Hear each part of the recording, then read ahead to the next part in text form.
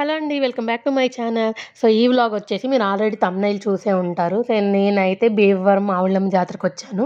So, దాన్ని అలా వ్లాగ్‌లా create చేసి ఈ వీడియో అయితే అప్‌లోడ్ చేస్తున్నాను. ప్రతి వీడియోలో అడిగిందే అడిగి, చెప్పిందే చెప్పి చెప్తున్నానని ఏమనుకోవద్దు. సో, మీలో ఎవరైనా నా ఛానల్ ఫస్ట్ టైం చూస్తున్నట్లయితే please do like, share and subscribe. మా అమ్మమ్మ వాళ్ళ ఊరొచ్చేసి నిడదవోలు. సో, మేము నిడదవోలు నుంచి చాలా ట్రైన్స్ ఉంటాయి మాకు భీమవరం వెళ్ళడానికి. సో, అవి ప్యాసింజర్ మేమిక్కడ ఎక్కితే ఒక 2 అవర్స్‌లో అక్కడ దిగిపోతాం. మేమైతే మా అమ్మమ్మ వాళ్ళ ఊరు నుంచి అయితే స్టార్ట్ అయిపోయాము. వీడియోలో చూపిస్తున్నాను కదా హౌసెస్ ఇటు సైడే అనమాట మా అమ్మమ్మ వాళ్ళ ఇల్లు ఉండేది. నేను ఎప్పుడు వెళ్ళినా గానీ, మేము గానీ, మా చుట్టాలు ఎవ్వరు వెళ్ళినా గానీ, ఈ ట్రైన్‌లో నుంచి అటు మా అమ్మమ్మ వాళ్ళ ఇంటికి బాయ్ చెప్తూనే వెళ్తాము. ఇదిగోండి ఇక్కడ కనిపిస్తుంది గదా! ఈ చెట్ల వెనకాల ఉంది గదా! అదే మా అమ్మమ్మ వాళ్ళ ఇల్లు. అక్కడ మా అత్త బయట నుంచి మాకు బాయ్ చెప్తుంది. మేము కూడా ఇంక బాయ్ చెప్పేసి ఇంక ట్రైన్‌లో అయితే కూర్చున్నాము. ట్రైన్ అయితే ఎప్పుడు ఖాళీగానే ఉంటుంది. పండగ సీజన్‌లో కూడా కొంచెం ఖాళీగానే ఉంటది. ఎందుకంటే డైలీ తిరిగే ట్రైన్స్ కాబట్టి అంతమందేమి ఉండరు. అలా జాలీగా ఒక 2 అవర్స్ కబుర్లు చెప్పుకుంటూ ట్రైన్‌లో నేను, మా చెల్లి, మా తమ్ముడు జోకులేసుకుంటూ భీమవరం అయితే వచ్చేసాము. వేరే ఊరు వాళ్ళు ఎవరైతే భీమవరం రావాలనుకుంటున్నారో వాళ్ళు డైరెక్ట్‌గా ట్రైన్‌కైతే వచ్చేయొచ్చు. ట్రైన్ నుంచి ఒకవేళ మీరు భీమవరం జంక్షన్‌లో దిగినా, భీమవరం టౌన్‌లో దిగినా ఎక్కడి నుంచైనా వాకబుల్ డిస్టెన్సే. మీకు మహా అయితే 1 కిలోమీటర్ ఉంటది. మీరు నడవగలిగంటే నడవచ్చు. లేకపోతే ఒక ₹20 ఇచ్చేస్తే ఆటోలోనే తీసుకెళ్ళిపోతారు.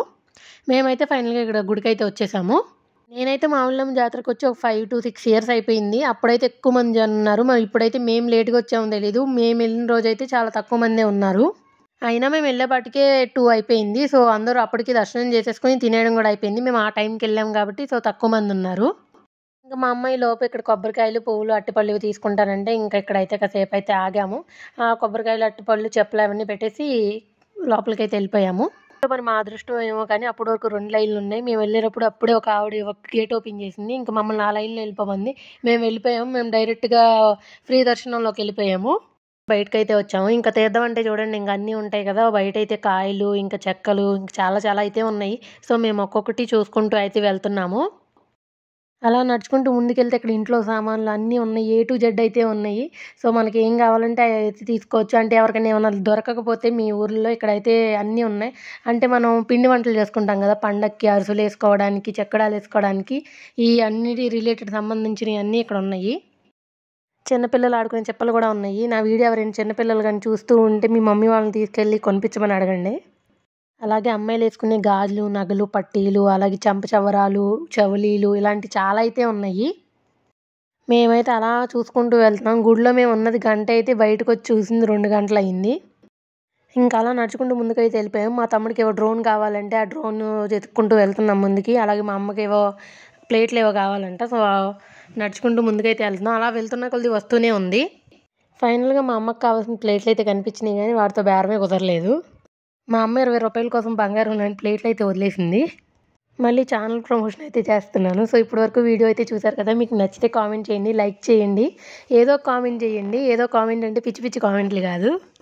వీడియో బావుందనో, ఫ్యామిలీ బావుందనో, లేదంటే భీమవరం బావుందనో ఏదో ఒకటి కామెంట్ చేయండి. ఎందుకంటే మీరు కామెంట్ చేస్తే ఈ వీడియోని చాలా మందికి రికమెండేషన్‌లో పెడతది యూట్యూబు.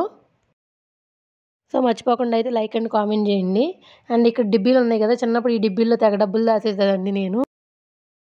ఇప్పుడు కూడా ఒకటి కొనాలనిపించింది గానీ, మళ్ళీ అది నేను ఎక్కడ మోసుకెళ్తాను, ఈ మధ్యలో ఎక్కడో పగిలిపోయేలా అనిపించింది. ఇంక అందుకని నేను అక్కడ వదిలేసాను. మేమైతే మధ్యాహ్నం అయితే వచ్చాం గానీ, చాలామందయితే నైట్ ఎళ్తారంట. ఎందుకంటే మొత్తం అంతా లైటింగ్ పెడతారంట. సో, లైటింగ్ అయితే చాలా బావుంటదంట. అందుకని చాలామంది నైట్ టైమ్‌లోనే ఎక్కువ వెళ్తారంట గుడికి.